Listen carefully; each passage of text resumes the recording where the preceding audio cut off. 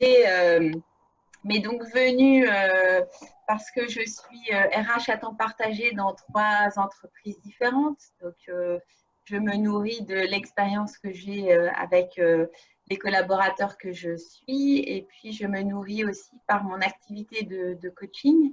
Donc, j'ai deux casquettes, à la fois RH à temps partagé dans des PME et puis mon métier de coach. Et les peurs sont présentes en permanence. Donc, je me suis dit que ça pouvait être un thème tout à fait riche d'échanges parce que nous sommes tous concernés par ce thème. Donc, les peurs nous amènent dans certains contextes à poser des actions qui deviennent complètement déraisonnées. On l'a vu avec, c'est un petit clin d'œil pour démarrer mon propos, avec la course dans les magasins au départ du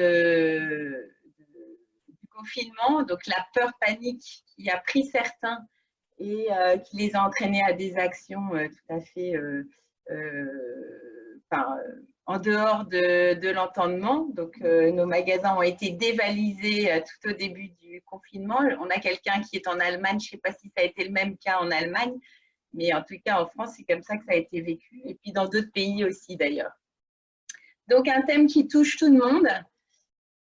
Et donc, je voudrais aborder 4 points avec vous ce matin sur une petite demi-heure. C'est comprendre d'abord l'émotion de la peur. Ensuite, apprendre à écouter, partager et être dans le présent. Donc, on reviendra, si on a le temps, on fera une petite expérimentation ensemble. Pour après aborder un 3e point qui sont l'amélioration de nos pratiques managériales. Et puis se remettre en énergie puisque la peur peut être paralysante. Et donc, comment on peut repartir en énergie avec nos équipes avec lesquelles on travaille. Donc, d'abord, comprendre la peur. La peur, c'est un signal d'alerte. Donc, la peur est une émotion très importante, au même titre que la colère, la tristesse, la joie. Enfin, je ne vais pas vous énumérer toutes les peurs. Mais en tout cas, c'est un signal d'alarme qui est d'abord vécu dans notre corps. Et donc, cette émotion de la peur peut avoir 2 types. Elle peut être d'abord une alerte face à un danger imminent, donc elle est précieuse parce que c'est elle qui nous permet de nous mettre en action, de nous faire réagir pour ne plus être en danger. Et elle peut être d'un 2e type, c'est que la peur peut être aussi une projection de nos pensées. Et donc, très souvent, la peur est d'abord mentale. Mais je vais faire un focus assez court sur l'alerte qui arrive pour nous parler d'un danger imminent et nous faire réagir. Dans ces cas-là, on a nos 5 sens qui sont en éveil et qui envoient une information au cerveau sur ce danger qu'on a pu capter. Et puis, physiquement, corporellement, on a à ce moment-là le cœur qui s'emballe, une respiration qui peut s'arrêter. Et on a l'amygdale, donc je vais vous les représenter sur le schéma à côté, qui est juste derrière nos tempes, qui est très, très ancienne. Au temps de la préhistoire, c'est une zone du cerveau qui existait déjà et qui envoie le signal pour qu'on puisse réagir. Et à ce moment-là, on évalue la situation et on réagit. Donc, tout ça se fait évidemment en des millièmes de secondes sur tout ce fonctionnement. J'ai un exemple très concret à vous illustrer de vécu. J'étais dans un parc avec une amie avec des petits-enfants. Cette amie avait un garçon de 2 ans et demi. Donc, c'était le moment des jeux, donc il court. Et puis là, il y a un chien type berger allemand qui déboule. On ne l'avait pas vu arriver et il prend la tête de son fils de 2 ans et demi dans sa gueule. Et donc, à ce moment-là, la mère du petit garçon se fige. Moi, avec mon sac à main, je percute la tête du chien pour que le chien lâche la tête du petit garçon. Et donc, tout ça se fait très, très vite. Et on voit que et nos enfants, les autres enfants avaient fui, étaient partis à toutes jambes.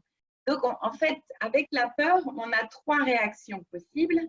On a fuir, on a affronter ce qui se passe, donc réagir et être dans le mouvement, ou alors on est tétanisé et on cherche à se cacher. Donc ça, c'est, je dirais, 2-3% de nos peurs. Et généralement, nos peurs sont liées surtout à des peurs qui sont mentales. Donc, c'est notre cerveau qui travaille et il est notamment très, très sollicité et dans ce contexte d'incertitude, c'est très, très présent. Plus il y a de l'incertitude, plus il y a de peur. Donc, ce sont des projections qui décortiquent ce qui se passe dans le présent, mais sur des projections pour le futur.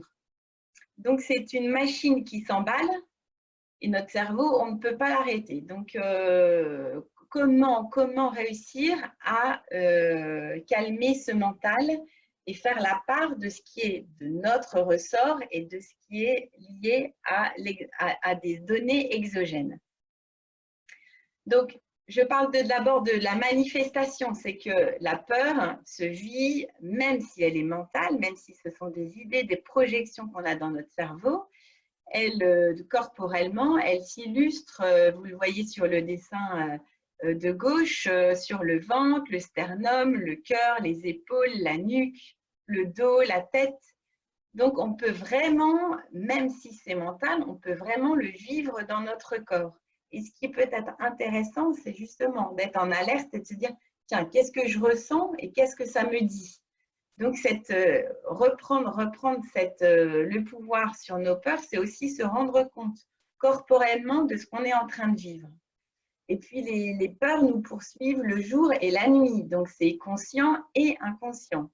Donc, dans cette période où on peut avoir des peurs, ça peut être aussi dans nos rêves, s'illustrer au travers de cauchemars, nous empêcher de dormir. Donc là, je dirais qu'il y a un premier point, c'est prendre le temps de se rendre compte de ce par quoi on est envahi. Et donc, je voudrais revenir sur une petite expérience qui se fait sur des rats par une équipe à Lausanne. Ils ont constaté que des rats qui étaient en groupe et qui vivaient la peur arrivaient à se calmer quand ils étaient en contact de rats qui n'étaient pas habitués à la peur, donc qui étaient calmes et sereins. Et ils se sont rendus compte qu'il y avait à ce moment-là une hormone, l'ocytocine, qui est sécrétée et qui vient ralentir l'amygdale, ce que j'évoquais tout à l'heure, là, ce qui est derrière nos tempes et qui envoie des signaux par rapport à la peur. Donc, le contact d'un groupe plus calme et l'interconnexion des deux groupes fait que le niveau de peur a tendance à baisser. Il ne s'annule pas complètement, l'amygdale continue à fonctionner, mais le niveau de stress baisse de manière significative. Et donc, j'en viens sur l'importance de l'humain et dans nos équipes d'être en lien avec les hommes et les femmes de notre entreprise, qu'on soit en face à face ou qu'on soit au téléphone ou en visioconférence. Ce besoin fondamental humain d'interconnexion vient abaisser ce flux et ce niveau de stress qui peut être vécu. Et donc, je vous ai passé succinctement le schéma des peurs et je voudrais arriver sur ce deuxième point, c'est comment on peut apprendre à baisser ce niveau de peur. Donc d'abord pour soi-même. Donc le chef d'entreprise ou le manager que nous sommes, avant de se tourner sur les autres, va d'abord se tourner sur lui-même. et apprendre à s'écouter, à pouvoir partager ce qu'il vit et à revenir à l'instant présent. C'est vraiment cette capacité-là qui permet de diminuer, de faire la part sur nos peurs. Donc, écouter, ça veut dire écouter notre corps. Donc, où se situe ma peur, sentir ce qui se passe. Avant le confinement, pour vous donner un exemple, la nuit, j'étais systématiquement réveillée, je me sentais en danger. Et je n'arrivais pas à déterminer ce qui se passait, comment ça se fait que je me réveillais, que je me sentais tout le temps comme ça en danger, vraiment sur le qui-vive. Et donc, une astuce, c'est d'abord de noter ce que l'on vit. Donc, le fait de décrire, ça permet de prendre de la distance sur ce qu'on est en train de vivre. Donc, ça sort le mental et on pose en mots ce qu'on est en train de vivre, même si on n'arrive pas à déterminer exactement d'où vient cette peur. Et puis, petit à petit, ça s'affine. On arrive à déterminer, tiens, c'est quoi, qu'est-ce qui me parle, comment je peux faire face. Et le fait de le dire aussi, de le partager avec quelqu'un de proche, ou de le partager avec un collaborateur ou un confrère, là aussi, ça nous invite une fois de plus à la distance. Et puis, revenir sur l'instant présent. Là, maintenant, quand je vous parle, est-ce que je me sens en danger? Non, je ne suis pas en danger. Tous mes besoins primaires sont tout à fait pourvus. Donc, si je ressens de la peur, c'est mon mental qui projette. Est-ce que je vais être à la hauteur de ce que je suis en train de vivre avec vous? Est-ce que je vais être là? Est-ce que je vais être à la hauteur de ce que vous attendez? Là, c'est moi qui me forge ma propre peur. Donc, être capable de prendre de la distance permet vraiment de faire la part entre ce qui est de mon ressort et ce qui est vraiment un danger imminent qui me donne des risques pour ma survie, ou est-ce que c'est mon mental qui prend le dessus? Donc, je reviens à l'instant présent et ça vient me rassurer et baisser mon niveau de peur. On pourrait faire une expérience ensemble. C'est, je regarde le timing, ouais, on prend les 2-3 minutes. Est-ce que vous pouvez poser vos pieds par terre, vos 2 pieds sur le sol, mettre les mains sur vos cuisses et vous vous remettez dans une situation de peur, là, de crainte que vous avez. Vous pouvez fermer les yeux et vous concentrer sur cette idée de crainte que vous avez. Vous respirez et vous sentez dans votre corps où ça se situe. Est-ce que ça se situe au niveau du ventre? Est-ce que ça se situe au niveau de la poitrine? Une pression? Voilà, vous sentez les choses. Et là, maintenant, vous allez faire 3 respirations très lente sur 4 temps. Vous allez inspirer par le nez. 1, 2, 3, 4. Et là, vous expirez par la bouche. 1, 2, 3, 4. Encore, vous inspirez sur 4 temps.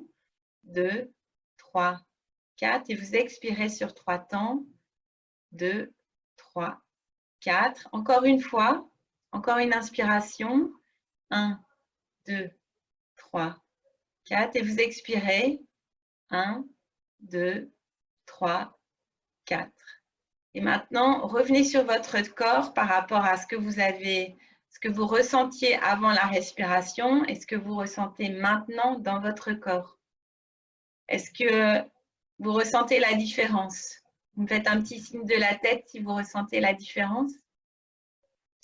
Donc, voilà, quand vous avez vos propres peurs, et je pense qu'actuellement, en tant que chef d'entreprise ou manager, vous pouvez être très, très sollicité, n'hésitez pas à revenir sur ce retour au corps, sur cette sensation et sur ce souffle de vie que vous avez en vous et qui vous ramène au calme et à la sérénité et à la distanciation. Donc, une fois que vous travaillez sur cette hygiène pour vous, vous pouvez aussi évidemment le travailler avec vos collaborateurs. Alors, sachez on n'est pas tous égaux devant nos peurs. Donc, on a la fameuse pyramide de Maslow que vous connaissez certainement, qui répertorie les besoins de chacun. Donc, en sachant que le bas de la pyramide, c'est les besoins primaires, et puis plus on monte, plus c'est des besoins plus secondaires. Donc, on voit bien que le besoin de sécurité fait partie des besoins vraiment existentiels très forts. mais que selon notre personnalité, on n'a pas du tout le même degré de besoin et les mêmes sensations. Donc, on peut avoir des collaborateurs qui sont des gens qui, depuis l'enfance ou l'adolescence, ont des peurs et ont bâti leur personnalité en lien pour protéger ce fonctionnement et ces peurs. On peut avoir des collaborateurs très positifs ou alors négatifs, des gens très entreprenants qui ont l'audace, qui n'ont jamais peur. Donc voilà, selon le public et selon les personnalités, on a vraiment des gens en face de nous très, très différents. Donc, c'est la même chose pour nos collaborateurs, c'est apprendre à les écouter, à partager avec eux et à revenir au présent. On est dans un contexte de pilotage de nos entreprises où c'est vraiment l'incertitude. On sait qu'on va peut-être sortir du confinement le 11 mai, mais ça n'est pas certain non plus. Qu'est-ce qui va se passer après le 11 mai dans la sortie du confinement? On ne sait pas exactement comment on va reprendre l'activité, comment nous, on va pouvoir piloter les choses. En revanche, là, maintenant, quand on revient sur ce qui se vit avec nos collaborateurs et dans l'entreprise, là, on sait le contexte dans lequel on est là maintenant. Donc, ne pas hésiter actuellement quand on est dans ces contacts et même quand on est dans la vie classique de l'entreprise, c'est prendre le temps d'écouter nos collaborateurs. Quand on a un coup de fil à passer, quand on a une visioconférence, c'est ces 5 minutes de temps que l'on donne uniquement pour écouter. Donc, je vous donne un petit process qu'on utilise souvent en communication non violente pour avoir une très bonne qualité d'écoute. Vous dites à la personne que vous allez lui offrir 5 minutes de votre temps ou 3 minutes d'écoute pour elle. Et donc, vous l'invitez à vous dire comment elle va, comment elle vit les choses, et vous ne faites que l'écouter. Et au bout de ces 3 ou 5 minutes, vous allez lui restituer ce que vous avez écouté. Et donc, la personne, elle va se sentir vraiment accueillie, écoutée pleinement, et vous lui repartagez ce que vous avez entendu d'elle. Et donc, pour vous, vous, en tant que manager ou chef d'entreprise, vous laissez sentir comment la personne vit les choses et vous revenez à l'instant présent. Vous pouvez même lui offrir le cadeau à votre tour de vous exprimer sur votre vulnérabilité, votre fragilité ou les questions que vous vous posez actuellement. Ça peut être un vrai partage. Et ce moment-là privilégié crée de l'interconnexion. Et les gens, en ce moment, là où ils sont, qu'ils soient chez eux sans travail, ou qu'ils soient en télétravail, ou qu'ils soient revenus dans l'entreprise en ayant les gestes de sécurité, ils ont tous besoin d'interconnexion. C'est très, très fort, ce besoin.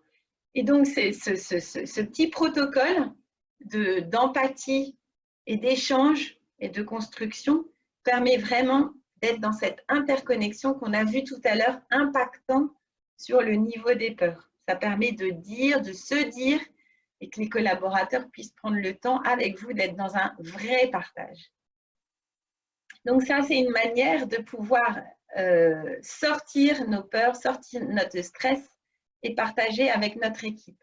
Donc, on revient à ce besoin fondamental qui est l'interconnexion humaine et comment on peut le construire même à distance. Alors, on a vu les peurs, quel pouvait être le type de peur qu'on vivait. On a vu la manière dont on pouvait baisser ce niveau, cette intensité de la peur. Et donc, je voudrais faire un focus sur la pratique de nos rituels managériaux. D'abord, ce que l'on fait dans l'entreprise quand on est en face à face, on garde les mêmes basiques, qu'on soit au téléphone ou en visioconférence, ou si on est encore en possibilité de face à face, on reste dans les mêmes réflexes managériaux. Donc, les rendez-vous, les rituels, simplement quand on est au téléphone ou en visioconférence, faire des réunions de 2 heures ou 3 heures, c'est beaucoup plus fatigant. Donc, respectez le rythme biologique, faites des séances plutôt de 45, 50 minutes, maximum 1 heure, quitte à faire une pause de 10 minutes et reprendre la réunion derrière. Mais en tout cas, on garde le lien et on utilise tous les outils pour garder ce lien. Ensuite, c'est avoir le sens des étapes. J'avais un manager l'autre jour où tout le monde est en télétravail et donc il est en train de se séparer d'un manager. Donc il y a une équipe qui va se retrouver sans manager. Donc c'est le chef d'entreprise qui va reprendre l'équipe en direct. Et ce chef d'entreprise, donc il se sépare du manager, il veut réorganiser l'équipe. Il veut reprendre en main toute une organisation différente des responsabilités de ses collaborateurs. Et lui, comme il a toutes ses idées, ben voilà, il passe à l'action. Et pour lui, dans le mois qui suit, ça peut être mis en place. Et donc, je vais faire un feedback sur qu'est-ce qui était urgent, de quoi avait besoin l'entreprise, de quoi avait besoin l'équipe, son équipe, ses collaborateurs qui voient le manager quitter l'entreprise. Et donc, qu'est-ce qui était du ressort de l'urgence et qu'est-ce qui était du ressort de l'important, sans être dans la précipitation et en cédant à la pression du temps. Oui, nous sommes dans un contexte de travail et de crise tout à fait spécifique. En revanche, ne cédons pas à la pression du temps et faisons la part entre ce que l'on doit entreprendre là tout de suite pour la sauvegarde de notre entreprise et de notre activité et ce qui peut être remis à demain ou à après-demain, mais être posé avec l'équipe pour que l'équipe ne soit pas, je dirais, le réceptacle des craintes et puis d'augmenter au contraire le stress des uns et des autres. Donc, bien faire la part entre l'urgent, l'important et ce rapport au temps. Et on parle en ce moment des gestes barrières là, pour prendre soin et se protéger au niveau sanitaire. Et je reviens sur l'écologie humaine et le tri sélectif qu'on peut faire en ce moment dans nos pratiques, c'est-à-dire de qu'est-ce qui est de mon ressort en tant que dirigeant, qu'est-ce qui m'appartient, en quoi je peux agir, qu'est-ce qui est du ressort de mon équipe, sur quoi pouvons-nous agir. Et on a un tas de peurs qui sont liées à des données qui sont exogènes, qui sont extérieures à notre entreprise, sur lesquelles on ne peut pas agir. Donc, faire ce tri sur quelle est notre part, quel est ce qu'on doit remettre à l'extérieur, c'est un point essentiel aussi. Donc, ce tri sélectif, il est salvateur parce qu'il va nous permettre ensuite d'être en mouvement sur ce qui nous appartient. Et là aussi, ça nous permet de ne pas être envahi par 10 000 choses, mais de pouvoir se refocaliser sur ce qui est notre essentiel et pour notre conduite d'entreprise. Ensuite, dans les pratiques managériales, le chef d'entreprise redonne du sens systématiquement et le plus possible. Parce que donner du sens, c'est donner de l'inspiration, donner de la motivation. On va tout à l'heure parler de remettre en énergie. Le sens mobilise. Et quand on est mobilisé sur une mission, sur un projet, sur ce que l'on fait qui nous inspire, à ce moment-là, on n'est plus dans le focus sur nos peurs, on est dans la vision du cap vers lequel on a envie d'aller. Donc, ne pas hésiter en ce moment, dans ces périodes où on ressent ces peurs, de vraiment partager l'intérêt de nos missions, l'intérêt de ce que l'on fait, l'intérêt de la contribution de notre entreprise dans le microcosme dans laquelle elle vit. Évidemment, sauvegarder l'emploi, c'est un sens qu'on peut donner à notre entreprise, mais aussi la contribution de notre entreprise dans sa ville, la contribution de l'entreprise dans notre région, la contribution dans le réseau Entreprendre. Tout ça, ça donne du sens et ça donne du corps à ce que les uns et les autres, on entreprend. Donc, ne pas hésiter à communiquer dessus. Et puis, eh ben, on a des ressources personnelles insoupçonnées. Et c'est les vôtres et c'est celles de vos collaborateurs. Et quand on est dans le focus sur les peurs, eh ben, regardez qui, face à vos peurs, regardez qui est aux commandes de votre personnalité quand vous réfléchissez à vos peurs. Donc, est-ce que c'est le chef d'entreprise qui est aux commandes? Est-ce que c'est votre critique intérieure qui est aux commandes, c'est-à-dire la petite voix qui vous dit « tu ne vas pas être à la hauteur ». Est-ce que les banques vont te suivre? Est-ce que demain, tu auras tout fait pour que ton entreprise survive?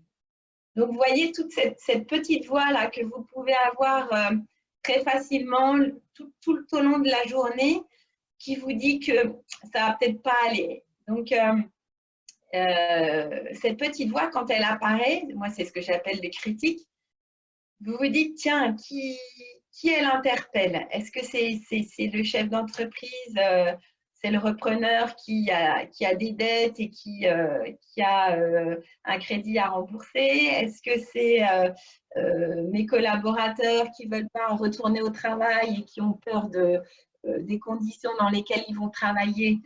Et moi, j'ai envie qu'on avance et je n'ai pas envie de voir ça. Et donc, c'est le chef d'entreprise qui est focus sur l'adrénaline qu'il faut pour avancer. Voilà, remarquer qui est aux commandes. Et quand vous prenez conscience de ça, c'est se dire, tiens, où est ma femme ou mon homme libre? Où est ma femme ou mon homme créatif? Est-ce que je l'autorise à être là pour apporter aussi des idées, pour être dans l'innovation, pour penser autrement? Donc ça, c'est une ressource sur laquelle je voulais insister parce qu'on ne laisse pas forcément la place à toutes ces autres facettes chez nous qui ont la possibilité de nous apporter beaucoup d'idées, beaucoup d'émulation et de partage avec nos équipes. Et puis, ben, la dernière partie de mon propos, c'est se remettre en énergie. Donc, on vient de voir dans les pratiques managériales ce qu'on pouvait mettre en place. Et ce focus sur se remettre en énergie, c'est que la peur et nos réactions qui sont liées à la peur nous pompent pas mal d'énergie. Donc, qu'on soit dans la crainte, ça nous tétanise, donc on est en baisse d'énergie, qu'on soit dans la surréactivité, ça nous pompe de l'énergie, et qu'on soit en train de fuir, évidemment, là aussi, ça nous pompe. Donc, revenons aux besoins fondamentaux. Nous avons besoin de nous nourrir sainement, nous avons besoin de dormir, nous avons besoin de nous exprimer, d'être en interconnexion. Je ne vais pas tous les faire, vous les avez vus par la pyramide de Maslow, mais en tout cas, on est toujours le reflet de notre batterie la plus basse. Donc, si vous avez mal dormi, vous avez beau avoir tous les autres besoins qui sont fournis, si vous avez mal dormi, vous serez à votre niveau le plus bas par rapport à ça. Donc, prenons soin d'abord de nous, prenons soin de nos collaborateurs. Ça, c'est un premier point essentiel. Les rituels que l'on vit avec nos équipes, continuons à les maintenir. Au contraire, inventons d'autres rituels qui sont nécessaires. J'avais un chef d'entreprise qui me disait « mais mon équipe est en télétravail, est-ce que je dois maintenir mes réunions, mon organisation qui était hebdomadaire ?»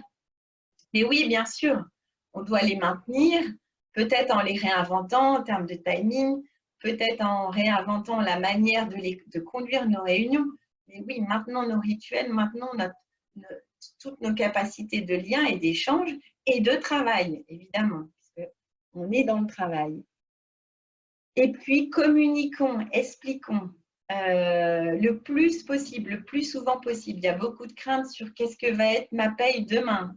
Est-ce que je vais avoir mon travail et mon métier qui sera maintenu, mon emploi qui sera maintenu dans les 2-3 mois qui viennent? Est-ce que je vais réussir à payer mes échéances? Donc, toutes ces questions matérielles qui sont liées aux besoins primaires de nos collaborateurs et de nous-mêmes sont présentes.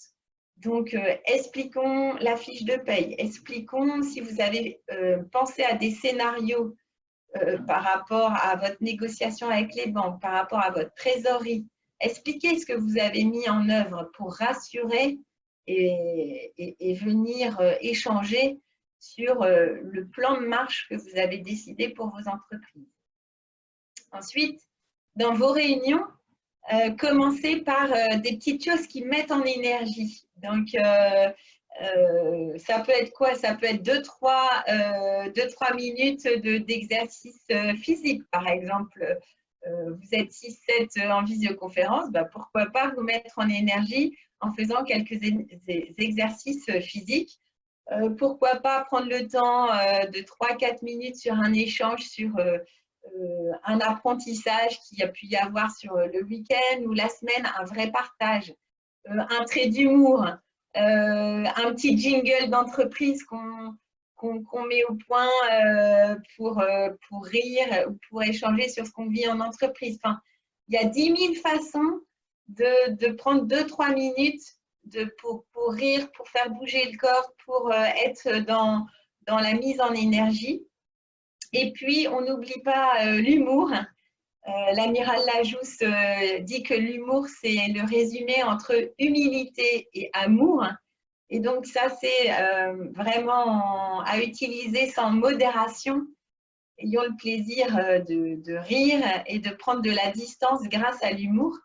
Je pense que c'est un ingrédient indispensable. Donc, tout ça, ça remet en énergie. Et donc, j'en arrive à la fin de mon propos et je voudrais conclure sur un point que je trouve très, très interpellant. Je me rends compte que la peur est présente dans le vide intérieur. Et plus la personne n'a pas de repère, et dans ce que j'appelle ce vide intérieur, plus la peur prend place. Je vous donne un exemple.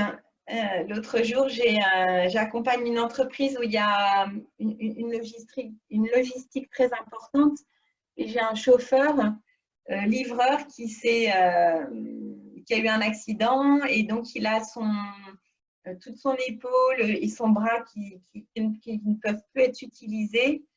Et donc, il ne pourra plus jamais reprendre son métier qu'il avait il y a quelques mois. Et donc, je l'ai appelé pour faire un point avec lui et commencer à envisager le futur, puisqu'il est en arrêt maladie depuis de longs mois, mais je sais très bien qu'il ne pourra pas reprendre le métier qu'il avait chez nous auparavant. Et donc, quand je le faisais parler, il me faisait part de toutes ses peurs. Il me disait que lui, il aimait ce qu'il faisait, il aimait l'entreprise dans laquelle il était, il aimait l'équipe avec laquelle il travaillait, qu'il aimait son travail. Et donc, je le sentais très campé à ce qu'il était en train de vivre. Et il me disait, mais moi, je peux pas vivre autrement que par mon métier. Et donc, je me suis rendu compte qu'il avait toutes ces peurs intérieures qui le mobilisaient et qu'il y avait un grand vide intérieur sur toute sa ressource de vie intérieure, toutes ses compétences, toute sa richesse qu'il avait. Il n'était pas qu'un chauffeur, il n'était pas qu'un livreur, il a certainement plein d'autres choses à mettre en place et à pouvoir exploiter dans sa vie. C'est quelqu'un qui a 45 ans, qui a 2 enfants de 8 ans et de 12 ans. Et donc, je l'ai interpellé sur tout ce qui faisait sa vie aujourd'hui et l'homme qu'il était et ses capacités qu'il avait en lui. Et il a un bout de chemin à faire pour accepter ce qui lui arrive. Mais je vais travailler avec lui sur qu'est-ce qu'il peut faire pour le coup suivant, comment le reconvertir professionnellement, quel métier il va pouvoir faire demain. Et donc, en allant chercher cette vitalité intérieure, ce plein qu'il peut avoir en lui, tous ses talents, à ce moment-là, la peur peut sortir de lui et puis enfin, il peut repartir en projet, il peut se mettre dans l'action, il peut inventer quelque chose de nouveau. Donc, c'est ma conclusion, c'est ce vide qu'on peut avoir et qui est le réceptacle de nos peurs, ben, nourrissons notre intériorité à nous et pour nos collaborateurs pour que l'action, la vie reprenne vraiment toute son ampleur et que ça puisse exploser et nous donner vraiment un champ des possibles large. Voilà ce que spontanément j'avais envie de vous partager. Et puis évidemment, là, je serais tout à fait partante pour qu'il y ait des questions-réponses et que ça soit plus interactif.